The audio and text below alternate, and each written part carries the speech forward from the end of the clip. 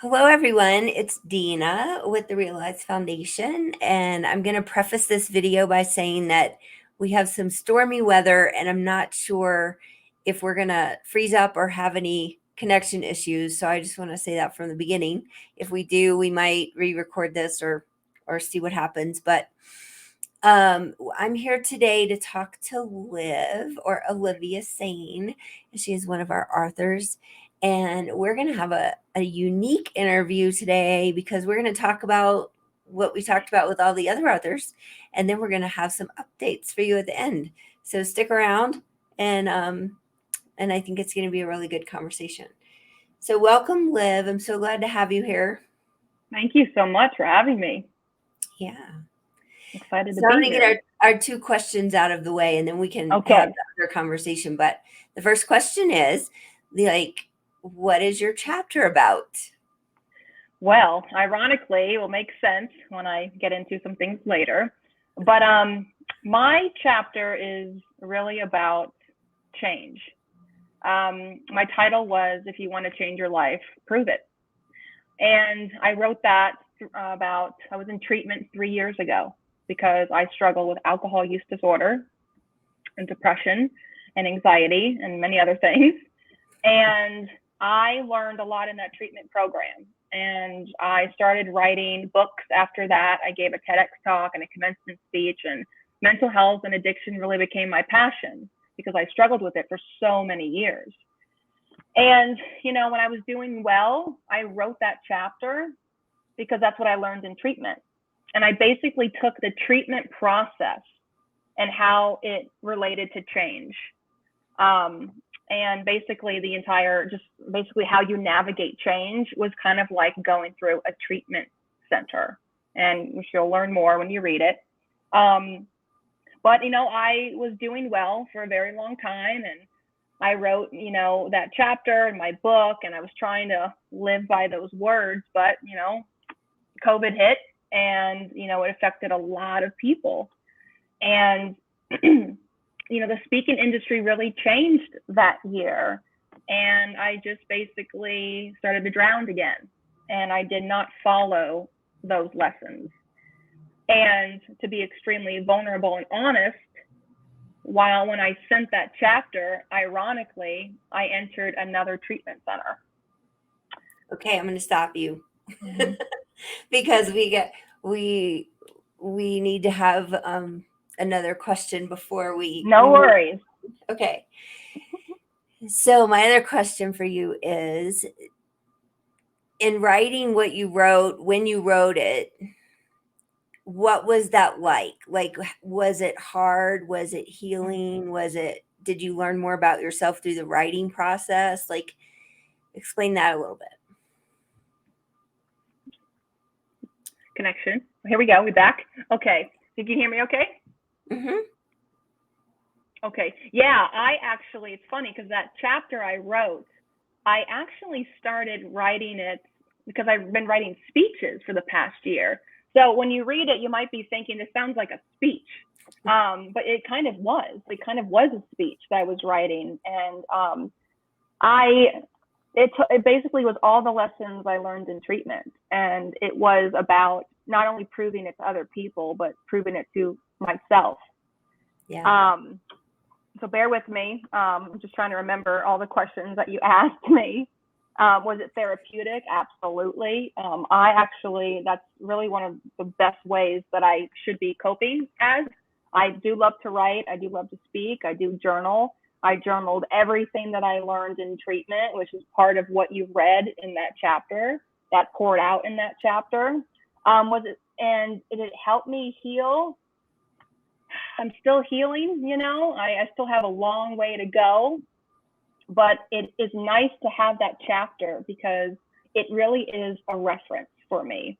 It is a way that when I fall down, I can go back to the lessons that I learned and pick myself back up. It's a lesson of where I've been and where I can go. And, I'm at the bottom of the mountain again. I am. And it's not until I reach that top am I going to look down and see how far I just came. So I'm gonna kind of tell what I knew between when you gave me your chapter and to now, and then you can explain more. But um, Liv and I were supposed to do a interview a couple weeks or more ago, right? Mm-hmm. And she reached out to me and she's like, I really need to talk to you before we do this interview. And then the next thing I heard from you was, I'm going away for 30 days. Mm-hmm. And so I expected for us not to have an interview from you for this book, and that I wouldn't talk to you until after the book launch.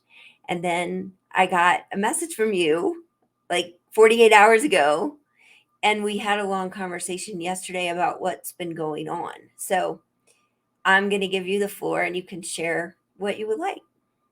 Thank you. Yeah, and I apologize if I'm, there's just been so much happening for the past 15 days. So excuse me if I'm all over the place or I'm forgetful. I'm just I got a lot on my mind. But basically, I didn't also want to do that interview too because I felt almost like an imposter.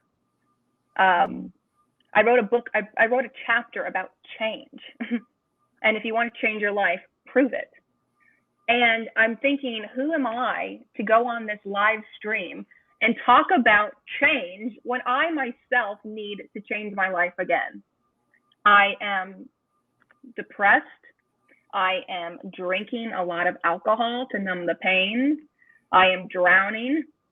There's no way I could go on and be inspirational and motivational and teach people anything because I myself was lost. So I canceled that interview and I decided to go to treatment that week. And I was willing. I decided that I needed that treatment program. And unfortunately, it was not a very good experience. I'm not going to say anything about names or institutions or treatment centers. I'm just going to explain my experience. But yeah, I canceled that. I accepted treatment that week. And I successfully completed a detox program off of alcohol because what I did not realize, which a lot of people probably don't know, is alcohol and opiate withdrawal is the deadliest withdrawal you can go through. I did not know that you could die from alcohol and opiate withdrawals. And that scared me, which is one of the reasons why I was more motivated to enter a detox program because I would be monitored. I would hopefully be on the right medication. And I wasn't equipped to do that at home. What if something happened? God forbid there's a seizure and you go into cardiac arrest. So I went into treatment.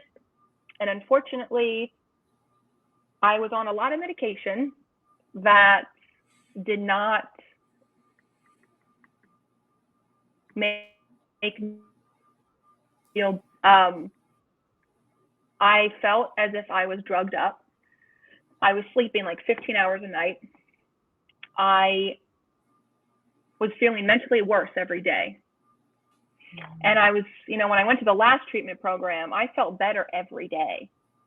And you're not supposed to feel worse. I felt physically fine, but mentally I was getting worse. I'm thinking, this isn't normal. I shouldn't be feeling worse in the treatment center.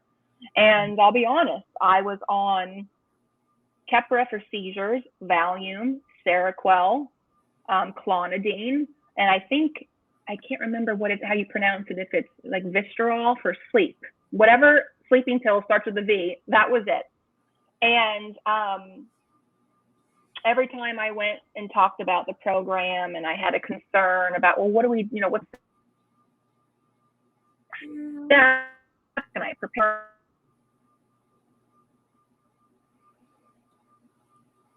I know Liv is frozen, but hopefully she'll be back in a second.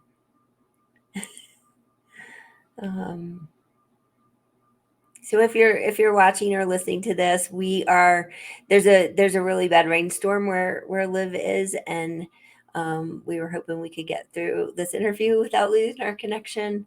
But if she's not back in a minute, we may have to finish it at a later time.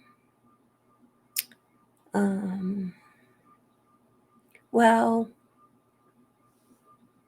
I don't know if you can hear me, Liv, but I'm gonna probably just stop this live stream because what her story continues, and so we might have to have another live interview because it is a really important story about what she went through in this treatment center and then what happened when she did confront them about some things. And so I want to make sure people can learn from this story and know that if you're looking at going into a treatment center, um, maybe how to evaluate the program and how to compare them and how to find what's right for you.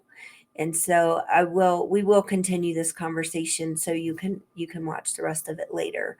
But thank you for watching and being here, and we will see you again soon. Okay.